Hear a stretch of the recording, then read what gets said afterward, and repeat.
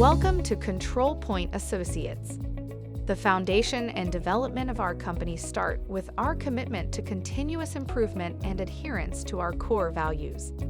Both staff and clients benefit from our core values through our continuous drive to put quality, customer service, efficiency, and development at the forefront of planning and project management.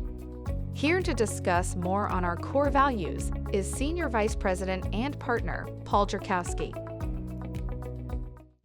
The core values are a success story. It's a business model for success. It's been proven year over year here. So I just want to go over how they came about and what they mean. First and foremost is that what are core values? For many companies, you go on websites. A lot of companies have core values, right? They list them on their websites. What do they mean? You probably read them, but you really don't think about them. Well, generally, core values are the form and foundation of how we work and conduct our daily lives. They exemplify the basis of how we go about our work every day, and they're the guidelines and practices we use every day for everything we do. Whether you're at work, whether you're at home, whether you're your kids, whether you're out at night, it doesn't matter. The values you hold in your life are what represents you as an individual and what creates and represents us as a company. And it's our knowledge and understanding of the core values and our ability to incorporate them into what we do here that creates the evolutional land surveying. Okay, everybody's seen the tagline, evolutional land surveying. Rich came up with it many years ago. We used to ask people what they thought the evolutional land surveying went. First and foremost, everybody say, you guys, years ago it was laser scanning because we were just on the cutting edge of laser scanning. You guys have all the fancy tools. It's the laser scanning. It's all the flash and everything. Well, that couldn't be further from the truth. It is maybe a piece of it, but it's not the evolutional land surveying. The evolutional land surveying has a lot to do with what we're doing here right now, is in going over the core values with everybody to help everybody understand what they are. It's how we conduct ourselves and our business, how the field staff, there's a lot of field guys here today, how they go out and they're selling the company and doing business development every single day that they're out on the street because they understand the importance of bringing business in, they understand the importance of the value that gives them and the value that it gives the business. It's how we dress, it's how we conduct ourselves personally and professionally. That's the evolution of land surveying. I've worked for a few companies in my survey career, none of which were bad companies, but none of which were like this company at all. A lot of you guys have been with survey companies. You understand what I'm talking about. I mean, we're not afraid to do anything. We do everything from SUE to GIS to laser scanning to hydrographics. We try and do everything, and anything we could do successfully, we continue to do. But we're not afraid to tempt and step into waters and tempt and looking at something different and something new. Whereas a lot of companies that just stay in the counties around them, the surrounding 3 counties, they don't want to get involved in crossing the river, working in New York, or doing ALTA surveys because they think that's something that's something that it's going to increase their liabilities and things like that. So the evolution of land surveying is us evolving as individuals and surveyors to create the company and create a different experience with the company and our clients. So I tell the story of how the core values came about. I've been here over 26 years. Well, I was here for about 3 years. The company was growing by leaps and bounds. And when I say the company at the time, it was Control Point Associates, Bowler Engineering, Whitestone Associates, and Atlantic Traffic and Engineering. As many of you know, they're in this building as well. But we're all 3 under common ownership. All 4 of us were under common ownership. And we all worked very tightly together. As a matter of fact, in the very beginning, we were all in the same office. I shared an office with 2 Bowler guys and another Control Point guy in the same physical office. So we were all intertwined into one building on one floor. Now there are 900 people, I think, and we're obviously 140. And Whitestone has another 100, and Atlantic Traffic has probably 60 or 70 people, and 2 offices to count. But we're all on one floor in one building down the street, and we're growing at an incredible rate. And what was happening was, although we were doing good business, we were being somewhat profitable, we started having issues, and some of the issues were clients were pissed off because we didn't get to the jobs on time because we had so much work. We were like, oh yeah, we'll be right there. We're taking every job on. We didn't have enough people to do the work. We were promising, making promises we couldn't keep. That soon led to some quality failures and when I talk about quality failures, I mean company-wide. It wasn't all Control Point, it wasn't all Buller. It was trends that were starting to happen. It was Lud Buller at the time who was the owner of all of the group, sat down and said, we can't have this. We're on the doorstep of something very, very great here, but we will not be great, we won't remain great if we become some big sloppy organization who is not going to be known for quality and so on and so forth. So he asked all the upper managers in the company, I was lucky enough to be one at the time, to write down all of the things that they thought were the worst attributes of the company. What's our failures? Where are we failing at? And there was probably about 26 guys company-wide at the time who wrote down a slew of things that they thought were the biggest problems with the company. And we looked at them all, and they were looked at, and the ones that were the most common were those.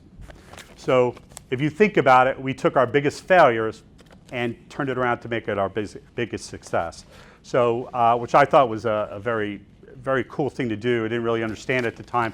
But so you take your worst attributes and you work on them hard enough to make them your biggest attribute and your best selling part for your company.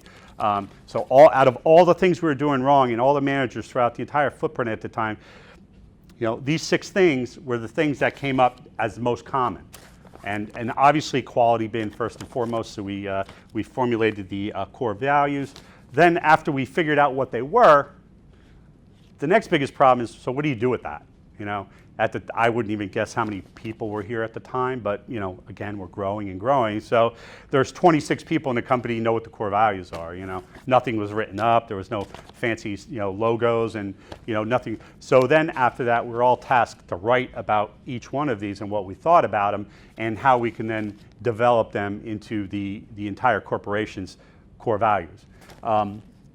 So that was easy enough, quite frankly, because we were the ones who came up with what we thought were our biggest failures, which we're going to turn into our best sellers and our biggest attributes. But how do you get that out to everyone else? I mean, right now, if you look at Rich, Jim, myself, and Gerard, and a couple other people, that's a little piece of the entire company. We have project managers, branch managers, we have crew chiefs, instrument operators, we have UAV guys, we have CAD guys, we have survey techs, we have a whole slew of people. And then in the back office, we have the billing department, we have admin, we have project coordinators, we have receptionists, we have across the entire footprint. How do we get everybody to understand what these mean and why they mean what they mean, and how that if you understand what these mean and how you can incorporate these into your daily business and our business, how it will help you personally as an individual, and how we'll guarantee to help the company, because this is a guaranteed success. It's been done for over 20 years now here, and we increasingly have more success every year. Forget the pandemic and everything else that come in between, but we generally have increased success throughout the years. So we have to continuously look at these items, and we have to make sure that everybody around us know what they mean. So in other words, Kevin, you're sitting here today, and I know you know these things by heart because you've been here so long, but how do you effectuate Stephen? When you're training Stephen, how do you effectuate him by knowing what these mean and how it will help you train Stephen, and how it will help Stephen be the best instrument operator could be, who will then be the best crew chief he could be, because everything he learned about these core values and how he uses them and implements them into his daily life. So that's what it's all about. Us taking it in, us finding out what it means to us, and then how we incorporate that into our day to make us better people and make the company a better person. Now, listen, I'm not putting anybody's personal beliefs down, anybody's personal values. I'm talking about the core values of the company, but I could surely tell you that a lot of these values will help you in your personal life if you kind of understand them the way I do. It surely helped me. I didn't get here till I was 32 years old. I already had three children by the time I came here. So I didn't even know these core values till I was almost 40 or roughly in there. So and I took them on, and a lot of the things, a lot of the principles and meetings behind them helped me, surely deal with things in my personal life, not only and especially in my professional life here with the company. So what we have to do is we have to continuously remind everybody what they are and the meanings of them. And not only that, we have to remind especially new people coming into the company. I mean, I came here, Kevin, you've been here a long time too. I came here, there was probably 15 people in the entire company when I got here. Now we're about 162, I think, and 8 offices when we had 1 office on 1 floor. So we've come a long way. Now, we all know we have our trip ups throughout the times, and whenever we do, what I find generally is that there's a degrading of the core values, because when you dig down to what the problem is and where it originated from, it originated from somebody not quite understanding what these mean and how they're incorporated into our business. So you have to go back, and all of a sudden, the next thing you're looking at, and you're talking to someone in the office and say, well, he's only been here 6 months. He doesn't even know what they are. He doesn't even know what they mean. So it's very important for everybody to constantly remind everyone else on what this means and how it should interact into their business. Everybody here should have an understanding, and everybody here has a responsibility to every one of these core values. And in a couple of minutes, I'm gonna go into some scenarios and some different examples of how you may effectuate any one of these and in your daily, and you probably already have, and you may or may not even know it. No matter if it's your first day on the job or if you've been here for 15 years. So what I'd like to say is, you don't have to be in the billing department to effectuate and affect the financial management of the company. You don't have to be in human resources to affect staff development. You don't have to be in business development and marketing to develop new business. Our core values are unique to our business and creates a sense of unity, camaraderie, and a bond throughout the organization. These are ours. Nobody else's, they're ours. Other people, honestly, I go onto other people's websites, and quality's on there, and I don't know, staff development, maybe efficiency, maybe they call it something different, but it doesn't matter. They could be the same words, but what the words mean and how you use them and work them into your day is what the important part is. That's special to this company because of how we talk about it and how we use it, and how we want to make sure everybody else has the appreciation for what it stands for and where it's gotten us to this point. We have our ups and downs. We'll have some failures throughout, but if you look at the history of the company, the company remains solvent. The company remains strong. We have a very good core group of people. Again, we've had some trip ups with pandemics and other things that have happened that are out of our control that may plateau us for a short time. But we recover and we step and we continue, and it's only because we have the nucleus of the people that are here that believe in what the company was built on, and we continue to build on it. More people who understand it and believe in the philosophy, the better off we all will be. So it's important that everybody understands the core values and how it plays into your day and how you carry them out. So does anybody have any questions so far? I'm trying to get this through. I know you guys have a long day, and I don't, it's generally about an hour, but I'm trying to go through this. But this is an open forum, and if anybody has any questions, Derek, you're looking like you're ready to ask me something. Just please feel free to ask. That goes for everybody on Teams as well. You're just going to have to shout out to interrupt. Okay, so let's go to financial management. And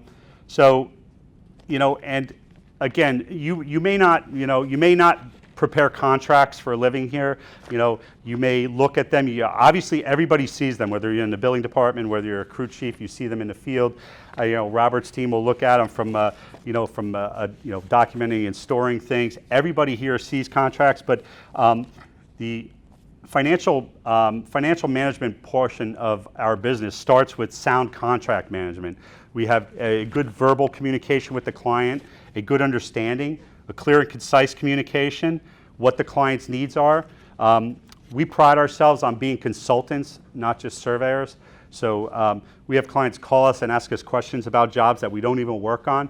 To me, that's one of the best feelings you could have, is a guy that calls you up and says, listen, I don't understand what this other guy's talking about. Could I send you the survey and we talk about it? And just let me know what you think. He's not paying me to do it. He's asking me for my advice. But of course, every other time the guy's going to come back to me, with his business as he continues on. But it's actually a good feeling that from the consultant perspective, that the guy trusts me enough to call him. What the client expects. What does he expect for the final deliverable? Does he need AutoCAD? Does he need Revit modeling? These are all important parts that lead to good financial management. Our biggest problems with not getting paid is that there's a breakdown in communication or contractual obligations during the process. So either we prepare a contract and the client signs it and it's not something he wants, because the clients don't read the contract. That's plain and simple. 99% of them don't read the contract. You have a discussion, you give him a contract, he assumes it's everything you talked about, he signs it, you give him the survey, he goes, this is not what I want, I'm not paying you. So now what do? You fight the guy? You go to court, you're stuck. This happens time and time again, believe it or not. So what you need to do is you need to have that discussion with him and make sure you're clear verbally with what he wants, not just throwing it in a contract. Every time I'm going to fight, one of my parts of the business here is to collect money. I help out Lisa Rennie's department and Gerard and everyone and all the branch managers and all the project managers on collecting the difficult dollars that some of the clients are being difficult and not paying us. And 99% of the time it's because there's not a financial sound contract management in place. There's a breakdown in communication with the client. Whether we did everything right, it doesn't matter. It's not what the client thought we were doing. And it's a tough battle, believe it or not. Everybody says, oh, you got a contract, let's take him to court. You want to take somebody to court for a $3,500 job, you're losing money. And that's just a shame of the society we live in. So it's better off that we have clear, concise, constructive conversation with the client to know exactly what everybody wants out of the job, rather than trying to break it down and take them to court or anything like that.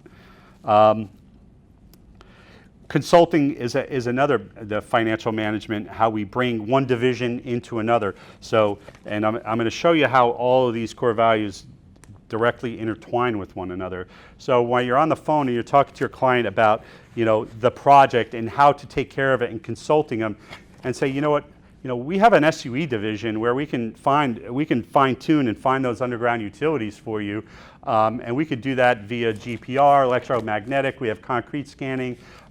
We have pipe photograph, pipe video, and so on. And oh yeah, by the way, that site you can't get over, we can fly it with our UAV division could fly over too. So now you're discussing the financial management and contract management of the job, but what have you just done? More work. I can't hear you. Get more work. You got more work going. Yeah, but you went right into business development, didn't you? Now you're developing your business, right? So you've kind of flipped the page on them, and now you're going, by the way, there's not a lot of managers on this call right now, but it happens all the time. And with the UAV and the hydrographic survey and the SUE, it's almost like you standing in line at McDonald's and them asking you want to supersize it, right? So it's funny, but what are they doing? They're upselling you, right? You want to make that bigger? Oh yeah, make that bigger. So they give you 5 more French fries and they charge you another $1. Who made out, right?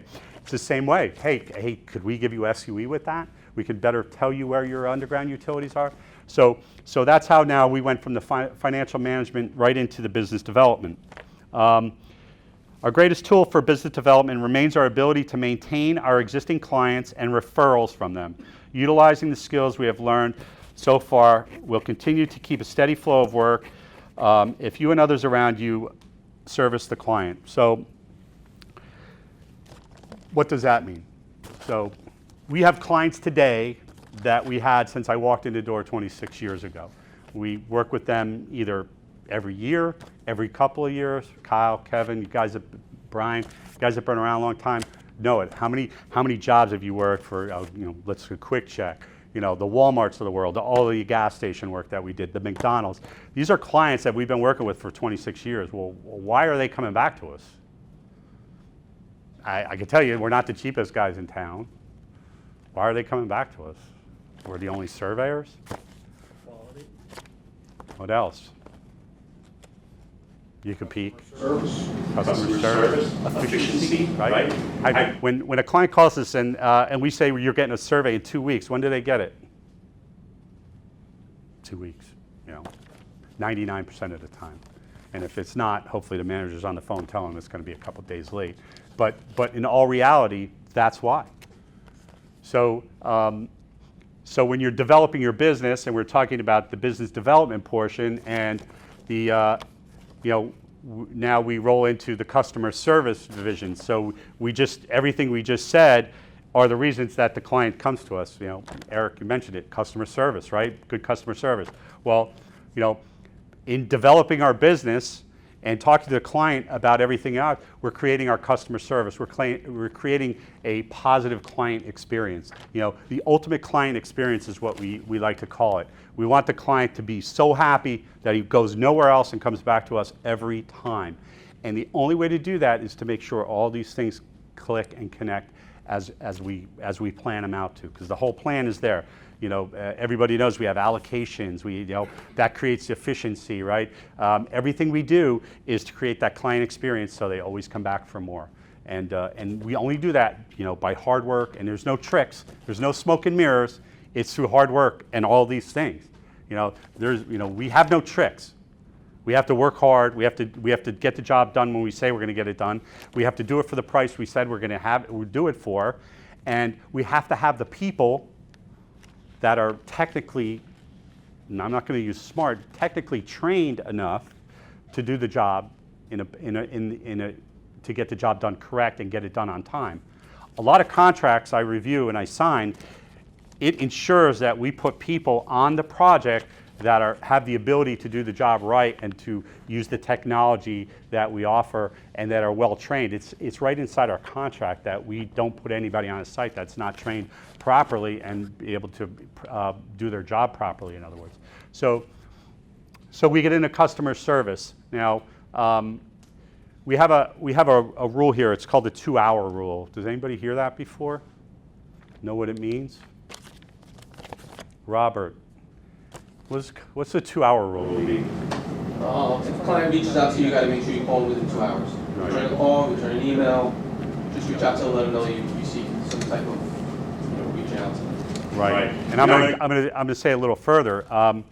It's not just the client; it's everybody. Kevin, if you call me, I'm calling you back in 2 hours. It's clients, it's vendors, it's employees, it's your IO. It's your crew chief, it's your director, it's your manager, it's anybody and everybody. If you do that alone, I guarantee you more success today than ever before than you had in your life, and I'm going to tell you why. Because we've gotten more jobs over the years from clients who already had other surveyors under contract, and the guy simply would not call him back. He already had him under contract, the guy already started the job, and it was 2 weeks, and this is dozens of times in my career, and you could ask Jim Weed, John Lynch, guys that have been on the front line for a long time, how many jobs and how many clients we've secured during our tenure here by just simply picking up the phone and talking to the client. There's so many guys out there that are working out in the field. There's a lot of guys, and again, I'm not putting anybody down, but a lot of surveyors work in the field during the day and they draft at night. Those guys aren't answering the phone during the day. And some of them aren't answering for a long time. Some of them take their clients for granted and say, I'll get him. I'll call him back tomorrow. I'll call him back tomorrow. I'll call him back. That's the weekend. I'll call him back. We don't do that. If it's the weekend, guess what? We pick up the phone. We're working on it for them. How many times have you guys, field guys, gotten a call on a Sunday saying, hey, we got to go out tonight, right? The guys at the Port Authority are on call 24 hours a day. If there's an accident on the Port Authority, they're doing a forensic survey in the middle of the night. So, but that's what we do. That's our customer service. So using the 2-hour rule to call anybody back or text, email, any smoke signals, whatever the client sends you, within 2 hours, I guarantee you more success tomorrow than you had today, okay? And that would guarantee us all success. Crew chiefs, you all have cell phones. You have numbers on the side of your vans and or your trucks, and people are calling you. People are going to call you. You have that, you don't pick up that phone, what good is it, right? How many guys have brought back jobs because somebody has called them directly, or you get calls from the guys that are on site, on construction sites? Eddie, I don't know if Eddie's on the phone or he has been, but Eddie's a very good one, handing out business cards and bringing in work. But that 2-hour rule alone, it will something that will increase our business and increase your lives and change your lives differently today. If you start doing it, many of you guys have been here a long time, and I know you do it. So it's simple. Having open communication all the time. Don't be afraid to talk. Don't be afraid of conflict. Don't be, if you have a problem, you need to talk to somebody about it. The less conflicts you have in your life here, the less conflicts the jobs have, the less conflicted the clients will be, because the more we communicate internally, the better we are externally with all of our clients as well. Be honest. There's a good one, right? Be honest. Sometimes that's a tricky one. The worst thing you could do with a client is get caught in a fib or a lie, right? Worst thing, you lost everything. You could be doing all 5 things right. You lie to a client, you forget it. You're done. You might as well just start all over with somebody else. There's no sense. We have such a success story here. There's no reason to lie about anything. If we can't get to the job, we get to the job 99.9% of the time. And if we can't, we call the client and say, listen, we have a problem. We can't get there today. Okay, you'll be here tomorrow? Yeah, we'll be here tomorrow. But if you get caught in a situation where, we do surveys a lot for people, and we'll do a survey, and a different client will call and want that same survey, and my client just paid me full price for it, and the job died out for him, yet this other guy wants the survey for practically nothing. The first thing I do is call my client and say, listen, this guy wants the survey, he just paid for it, is okay. What I get out of that is I get a deep appreciation from my client that I called him, because he just paid full price, and I can't give it, ethically, I can't give it away to this guy. And so if it leverages his price and gives him the ability to defer some of the cost he gave me for a survey he's not going to use, then so be it. Then that works both ways, because now I made a friend with the new client, and I kept a friendship with the old client. So be honest about everything. It doesn't pay to be dishonest about anything. It'll come back. It'll come back to you tenfold. Being comfortable enough to discuss things with clients, such as cost overruns. Sometimes we call or I tell a client, hey, the job's going to be more. We have a problem.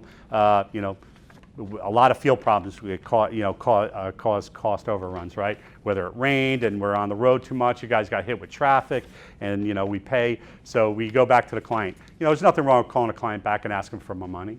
There's nothing that means he's going to give it to you, but there's no sense not asking for it if you have an ability. But the more open communication you have with the client and the better relationship you have with them, the better chance of that happening is. Make an extra effort to convert your most difficult client into your best client. A lot of you have clients. All the field guys have clients. They meet people in the field every single day, construction sites and so on and so forth. Brian, you're working with a difficult client right now in Newark, right? I mean, they're running us through the ringer with testing and everything else, and when we could be here, when we can't. But you know what? We've gone to the mat for them. These guys have been going to get COVID tested because they won't let us on site. And if the job goes into a next week, guess what? They got to go back over the weekend, get tested again before they come out. It has to be within days. They've been doing that for how long now? But you know what? We've been happy. We've been smiling. We hate it on the inside, right? We've been doing it, but now we got additional work from the guy, and we're doing very well with them. So you know what? Sometimes I was told one time, the client's not always right, but he's always the client. So what does that mean? He's the guy paying the bills, so he is always right, whether he's right or whether he's wrong.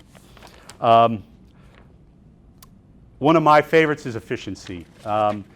you know, over the years, especially here, I mean, years ago, we did a tremendous amount of work with very little staff. We used to travel. We worked in all the states we work in today with 8 offices and 160 people with, 25 people. You know, guys went out on road trips every week to Massachusetts, to Long Island, way out in Pennsylvania, everywhere. And the way we're able to do that and to continuing to get so much work done and with such you know, little effort, well, by staff I mean effort, was efficiency. We stayed on the cusp of technology. We went into the robotics as soon as we can to create more opportunities for more people. But there's a couple things that go with efficiency, because the first thing everybody thinks efficiency means speed. And speed is not efficiency. Speed is a nightmare for efficiency, and it's a nightmare for quality. Efficiency, the way I see efficiency, you know, the first thing, you have to have a clear understanding of what the work scope is, and you have to implement what we call a plan of attack. You have to have a plan of attack for everything. Crew chiefs go out to a job. On the way out there, you're thinking about how you want to attack the job, how you want to take care of. What do we want to do first? Are the roads going to be congested? Do we want to do that, you know, maybe tomorrow morning at an earlier date, or, you know, maybe we come back on Sunday. We've had many guys say, hey, you know, I'm going to take today. I'm going to come back on Sunday morning when there's not as much traffic. You know, that's guys thinking about efficiency and safety, obviously, too. Kickoff meetings and milestone meetings on big projects. I know we had Brian in last week to go over the progress of a job. Kickoff meetings. Dan, I'm going to have one with you right after this on new projects, on how, I mean, I came up with the contract. I devised the way that I think this job is going to make money. Now, is it just through osmosis that Dan is going to go out there and do whatever he thinks I think? Well, no, that's not going to happen. He has no idea what I'm thinking. As a matter of fact, I'm a hell of a lot older than him, and I'm sure I'm thinking much different than he is. So I have to sit with him and I have to discuss with him how I came out with this pricing, how I can figure out how we can do these jobs. And so that's the kickoff meeting. Now, once you kick it off and we get out there, how many times we go out to a job and it's nothing like we saw on paper, right? So now what do we do? Well, now we get back on the phone and we have a milestone meeting. So now we're into the project a little bit. Now we go over the first milestone. How do we get through this now? So then we'll have another discussion. We did this with Brian just last Friday. So they're very important, and they keep the efficiency of the project moving. So for me, the definition of efficiency is repetition and continuity. Repetition creates efficiency. Continuity creates efficiency. If you do things over and over again, the first time it may take you 20 hours to do a task. Second time it may take you 16. Third time, 12. When we first started training AutoCAD drafters years ago, we drafted gas stations, and Sunoco stations were the hardest. And we only got so much money for them. And it came down to about, the CAD time was about 12 hours to draft one of these plans. Very experienced CAD people came into this company at that time from other companies, 40 hours. It took them 40 hours to draft that survey that we were getting 12 hours of money worth for it. But, you know, and they're saying, no, it's impossible, you can't do it. And I said, well, I got 4 guys there that are doing it in 10 hours, so I beg to differ. You need to follow the process, go through the process step by step, and every time you do one, your time will come down. And eventually, you'll be doing them in 10 hours before you know it. So it's the repetition and continuity of the process we have in place that creates the efficiency. Knowledge and confidence are 2 other ingredients that create efficiency. If you have the knowledge about what you do here, or what you do in your job, everybody has more knowledge than me on what they do here. I have knowledge on what I do here. I can't set up an instrument now. I can't run a data collector now. I haven't done it in years and years and years. You guys are very more knowledgeable about that. So the knowledge you have of your equipment, your billing systems, everything and anything you do, your knowledge is your mechanics for your efficiency, and your confidence. Confidence is huge with efficiency. How confident are you with what you're doing? And the more confident you are, the more efficient you're going to get, because you're not going to stop, you're not going to second guess yourself, because you have the ability to march right through the process now. So that's it. So speed never creates efficiency. Speed is a byproduct of efficiency, but to do things fast or not to do things efficient. And again, to do things fast does not create quality, it creates problems. So just always methodically go through the process. We have processes for everything we do. We have checklists, we have everything. Every one of your directors and department heads and project managers, branch managers have all that at your fingertips. If you go through those processes, that will create the efficiency you need. So the culmination of all of these, as you can see, one thing bleeds into another, is quality, right? So the financial management, business development, staff development, efficiency, customer service, the culmination of those values create the biggest core value and the most important, as we say, because at the end of the day, it's the quality of your product, the quality of everything you do, which is going to bring you the repeat business, and it's going to ensure this company goes in a positive direction for the future. So, never sacrifice anything for quality. From time to time, I see some things starting to go out. I'll see things on the printer, and I'll look, and I'm a stickler, as I say, for checking and checking things. I pick things out all the time. I'll walk past the printer. I'll look. There's a misspelling in there. I'll go take it to the guy, and he goes, "Hey, I didn't even check it yet." And I was like, "Okay, that's fine, but I just found this. Make sure we get it taken care of, because your client may not be a surveyor, but I guarantee you, anybody paying us a certain amount could spell. And if there's a misspelling on a survey, how do we think your survey abilities are? For your invoices, sending invoices out from the billing department, misspellings, got the client's name wrong. Contracts, misspellings, client's name wrong. Silly things on a contract that, if it's a boundary survey and it says we're going to, get elevations every 25 feet. Well, we clearly didn't read that enough to take out some of the verbiage that has nothing to do with the boundary survey. So the quality of the documents that we deliver are the culmination of everything that we do here. And trust me, everybody here does something that affects the quality of the company, whether you're here for one day or whether you're here for 15 years. Emails that you send out. If you're sending emails out, which all of you are, some of you are sending emails out to CEOs of companies, whether it's your first day on the job, whether you're drafting a map and you're sending a CAD file. You don't know who you're sending them to. You're sending a CAD file to a guy who could be the CEO of a company. And if you have spelling mistakes in there, because it's just an email. It's not just an email. It's a document that's coming from a company that's a professional. We're a professional business. We're a professional service business. All of the surveyors here are professionals. So everything, everything has to be quality. Check your spelling. If you have three caps and then lowercase, that's not the way the English language reads. If you're supposed to have periods, you should have periods. And if you're not sure, then have somebody else work with you to send it out, because it just doesn't reflect well back onto the company, no matter what it is. If it's a text, if you're texting a client, you're texting he's just a contractor on a construction site. Yeah, but he's paying us tens of thousands of dollars to be there. Don't you think we should give him even a quality email or a quality text, or his sketch that we did in the field should be legible. Everything should be on it the right way. So that's where you should always be thinking in that fashion. Everything you do could end up on somebody's desk. Once the email came about years ago, it became apparent to me that anybody is now in contact. Years ago, the managers were calling the clients, and that was it. Then all of a sudden, email comes out, and you say, "Hey, email that client out. Email all these people this CAD drawing."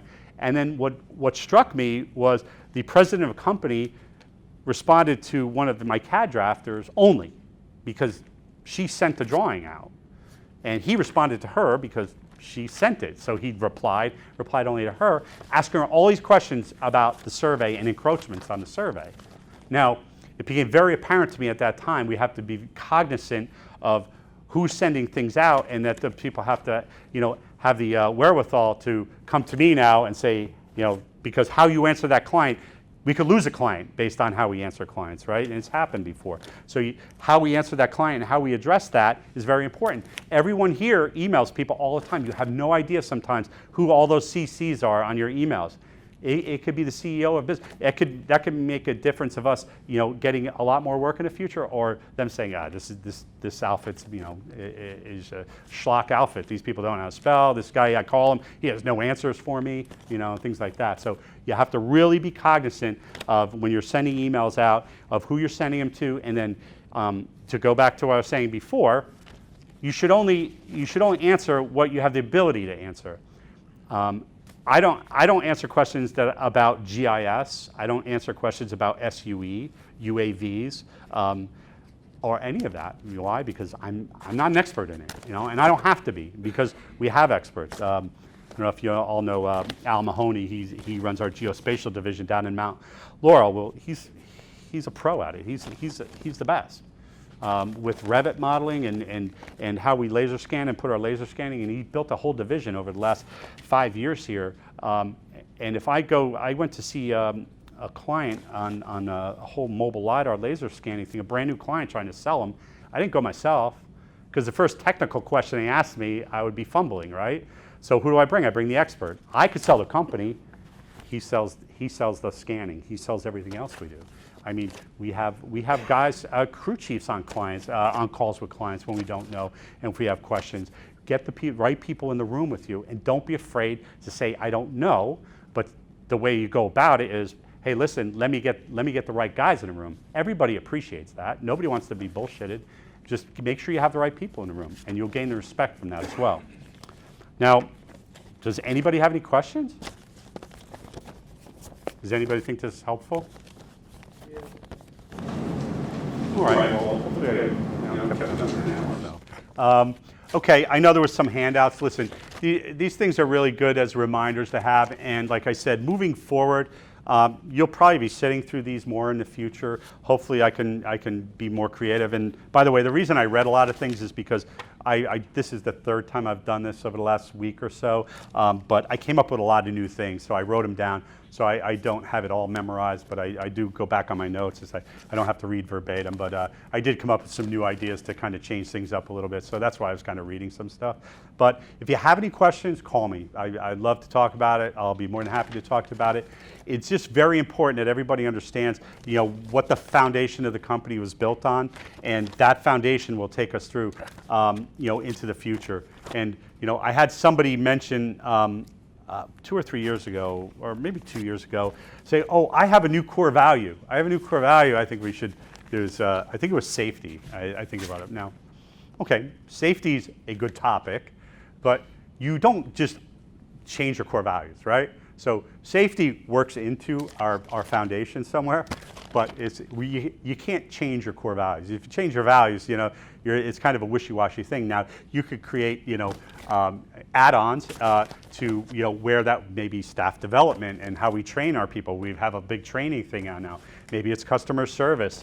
It's for sure financial management, because the less people get hurt, the less money it costs on the insurance side, and the lower insurance rates we'll have. So it financially has a burden. So these things are important. I always said communication. To me, communication is one of the most important things you have. But all of that is communication. It all works into it. So this is the foundation of the company. I want to give everybody a little insight on how it was created and how it all came about. And hopefully it'll help you to build. Guys could build on it. And most important is, as a lot of new faces come in, everybody else needs to know and understand this. And it's not just from me talking. As Michelle said on the onset, we're creating some onboarding videos and such. And Steve and Andrew back there are, going to create and make the best of this as they can, and put together a video so new employees could sit and look at some of the videos of the core values. And we have training videos and safety videos and things like that. So as we grow, we want to be, be a $100 million company. You've all heard Rich say it. Well, the only way we're getting there is by changing the way we do things, right? And it's to be more efficient and to train our people better. To be, customer service has to be through the roof, because once we get somebody, we do not want to lose them. The worst thing about it is a client could leave here pissed off because, I don't know, we overcharged them, we didn't show up on time, we didn't deliver the day we said we were going to do. We got in a huge lawsuit with them because our boundary was in the wrong spot, or we had bad inverts on the drawing and it cost us $50,000 because they had to redo the whole site, and it just cost the client many, many more months because the whole thing had to go into redesign. All these things I just talked about are real things. They happen. They did happen to us. You know, fortunately, they don't happen as often, but when they do, as I said in the onset of this, when they do, it's generally a breakdown here. So there's a breakdown here somewhere. And I start digging in, and I find out that, oh, you didn't know we do this? You didn't know we do this? You didn't know we had a checklist for that? You didn't know that you're supposed to do millimeter readings? You didn't know we're supposed to do this? Well, all these things were created a long, long time ago for previous failures that we've had that generally either cost us money or clients, and neither is an option. So it's very, very important that we maintain and make sure everybody else understands why we do what we do. All right? Thanks, guys. Thank you, everybody.